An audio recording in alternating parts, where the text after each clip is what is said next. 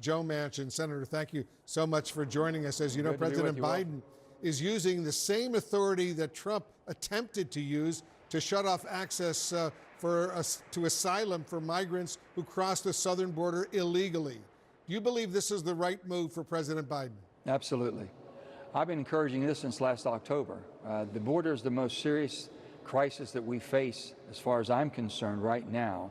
We have people coming in to our country that haven't been vetted. We don't know what their purpose is. And we know that there's a lot of illicit trade that's coming also. So this is something that had to be done. It should have been done sooner, but I'm happy it's done now. I support the president for doing this. And if all those who have disagreements, whether it's not enough or too much, then you should sit down in earnest and try to work through it. That's the problem with Washington. Nobody wants to work to find a common answer to a very common problem. The Trump campaign and the Republican National Committee are slamming the new executive action, saying the action taken today won't fix anything. Do they have a point? Is this more about scoring political points than actually addressing the situation at the border? Well, it absolutely addresses it. Basically, it stops all illegal entries in between the ports of entry. The ports of entry now will all be vetted. There won't be anyone catch and release. No more paroles from that standpoint. So we're stopping a lot of the things. So much more needs to be done. But you got to stop this absolutely uncontrolled migration coming in anywhere they want to, just to go up to that and turn themselves in. They'll be turned away now. They come to a port of entry. If we hit the maximum that we can't vet and don't know who you are, that stops. Everything shuts down. So I think it absolutely does help us get control of this border to an extent that at least we know who's coming and what the purpose is and if they have any criminal record behind them. We haven't known that before. This is long overdue, and I'm glad it happened. In March, Senator, I asked you what it would take for you to endorse President Biden. Let me play that brief exchange we had. Listen to this. What does President Biden need to do to publicly and formally win your endorsement? Well, we have an energy security, okay? We have to get the border secured. The greatest threat we face right now, I've encouraged the president to do basically a national emergency. You have to have legal immigration, but you cannot allow immigration, illegal immigration, taking over your border. He has to step forward on that, and strongly.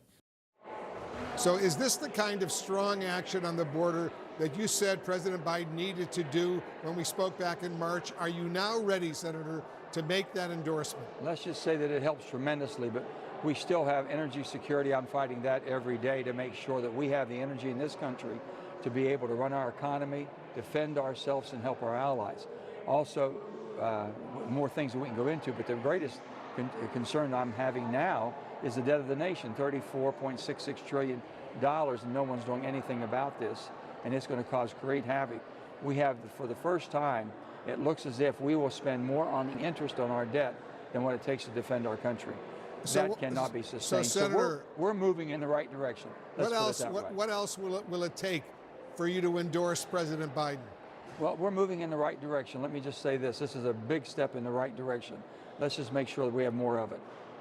On Trump's criminal conviction, your friend and colleague, Republican Senator Susan Collins of Maine, said this about the verdict, and I'm quoting her now. Okay. The district attorney who campaigned on a promise to prosecute Donald Trump brought these charges precisely because of who the defendant was, rather than because of any specified criminal conduct. Senator, do you agree with her that Trump was prosecuted because of who he is? Well, I guess you could say that Hunter Biden has been prosecuted because of who he is. I hear so much of this. My main concern is the rule of law. It makes us different than anywhere else in the world. People have different venues for correction. And if President Trump is thinking he's been misjudged and misaligned, trust me, President Trump is not going to spend one day incarcerated, I can assure you. He's going to be on the ballot. You have a chance to vote for or against him. And he has different venues. Only in America, only with the rule of law, do you have a way through the process of our judicial system to correct a wrong that might have been done. So it has a long way to go. Everyone's jumping right now, misaligning this thing. I'm thankful for the rule of law we have. I want to make sure that we protect the judicial system and not allow it to be weaponized. Both sides maybe want to weaponize this. It can't be done. I believe that Merrick Garland is trying to do his absolute best to be non-partial on this. If that was the case, then how can you say, well, it was against the Trumps, but it's not, it's protecting the Bidens. I don't think so. I think on either side they can basically think because of who they are and their last names is why they might have been brought to this situation that they're in right today. Senator, as you know, President Biden slammed Donald Trump as a, quote, convicted felon over at a fundraiser, telling donors his predecessor snapped, his word, snapped, after losing the 2020 election. Is focusing on Trump's conviction the best way to defeat him? Absolutely not. I think because he has venues, he might be exonerated. It might be, he'll appeal it, and it might be thrown out. So why would we be jumping to conclusions? So I think that's the wrong. The bottom line is, these two men are going to be on the ballot. They're going to go to the final November 5th election, and the character of who you would want to be in sitting in that seat is going to be determined at that time. You make your decision. But using all of these other things, start talking about the problems. The border, is this going to fix the border? Absolutely not. Is it going to help control the border? Absolutely. Can we do something? What's our job? As a senator and also as congresspeople, shouldn't we be looking at the long game of how do we fix things? Or are we just using everything as a prop for the next election? That's why I got so frustrated. I couldn't take it no more.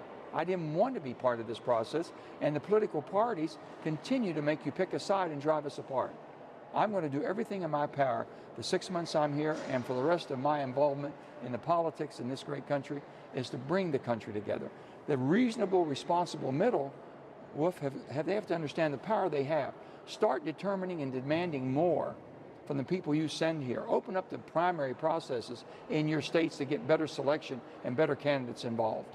Senator Manchin, thanks so much for joining us. We, of course, will want you back to continue this conversation down the road. So much is going on. Appreciate it very, very much. Thank you. Good to be with you as well.